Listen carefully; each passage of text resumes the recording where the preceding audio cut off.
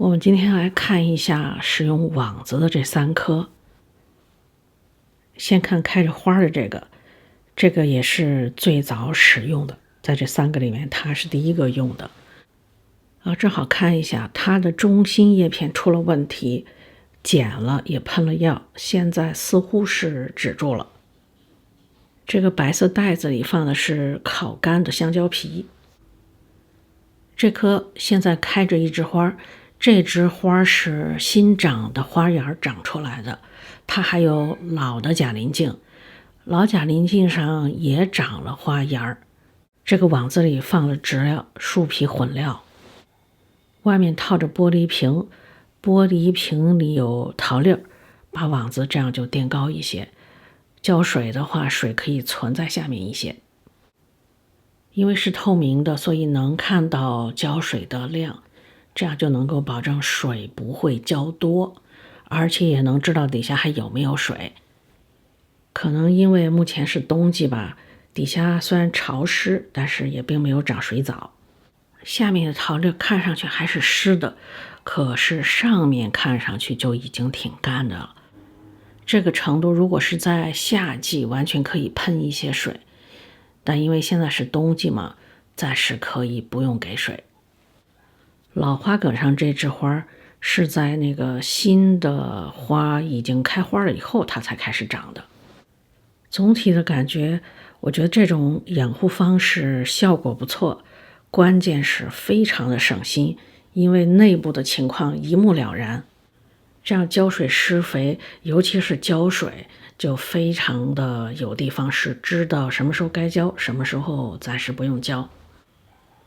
这个网子这样围起来，就相当于是一个内盆，它本身也是硬的，非常容易能够从这个玻璃缸里拿出来。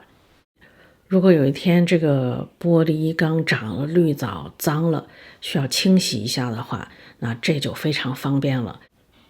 因为可以整体拿出来，洗完之后再放回去。玻璃缸下面没有孔，所以比较适合摆在桌上欣赏。内盆用网子做的，又非常的透气。虽然玻璃缸上没有孔，但是这个网子盆和玻璃缸之间一周圈都有缝隙。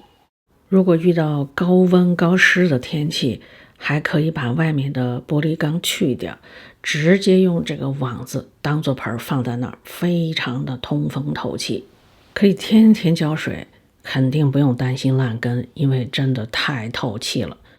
我刚刚说的这个可以天天浇水，是指在温度比较高的时候，没有外面的玻璃瓶，只是这么一个网子盆，因为非常的透气，可以天天浇水，用这种方式来帮它降温，而不用担心水多烂根。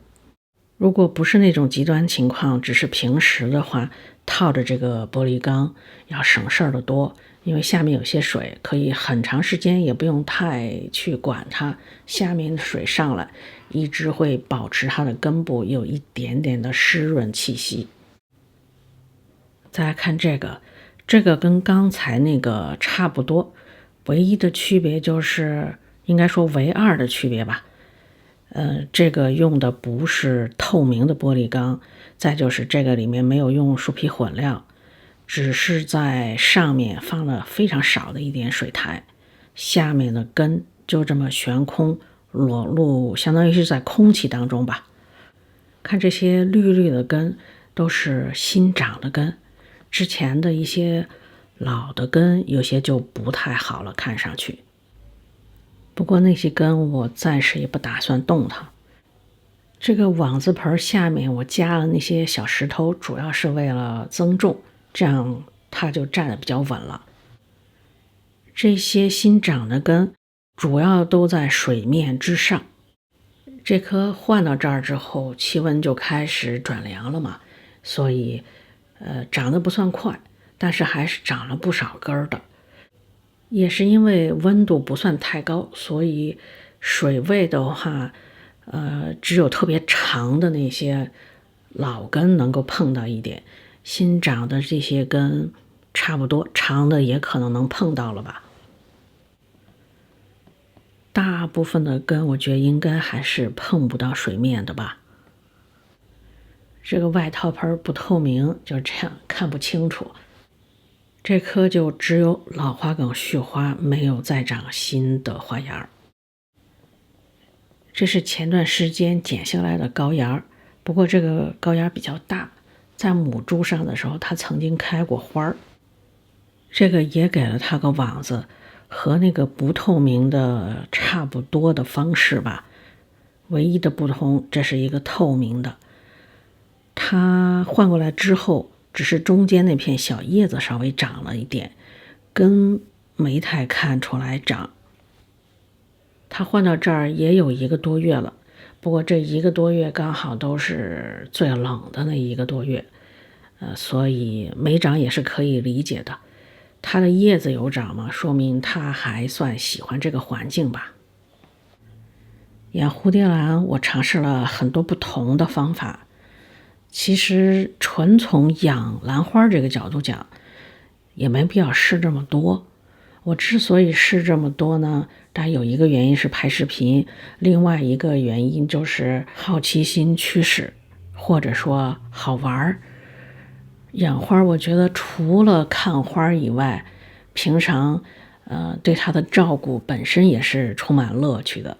如果再试一些新的方法，看看它的反应，也是一种乐趣，就像是在玩玩具吧。有时候会有留言问我说，哪一种方式最好或者更好？这个真的很难讲。我自己的体会是各有利弊吧，好像每一种方式都行。如果您想选一种方式固定下来用，就选一种您觉得比较合适，比较适合您的作息时间。对，还要考虑到环境，比较适合您的环境的方式就可以。我试了这么多种方法，绝大部分都还行，唯一就是板植的，在我这儿我觉得不太合适，可能我的环境整体上来说还是有点偏干，所以板植的长的这个效果不行。比较省心的养殖方式，我觉得还是有植料的，树皮混料也好，桃粒也好，这些相对来讲都省心一些。树皮混料有一个缺点，容易有虫。水培的也有缺点，虽然没有虫，但是在特别干的时候，水面之上的根会显得有点过于干。再就是如果长时间忘记给它换水的话，泡在水里的根也容易出问题。所以很多养护方法都可以，我们只需要根据环境的情况，和养护方法来调整我们的给水给肥吧。这个网子加外套盆的方式试了这段时间，我是觉得还不错，也值得推荐一下。虽然我试了还不到1年，但是我的感觉是应该可以1年4季都可以，只是需要稍微调整一下给水的这个方式或者间隔。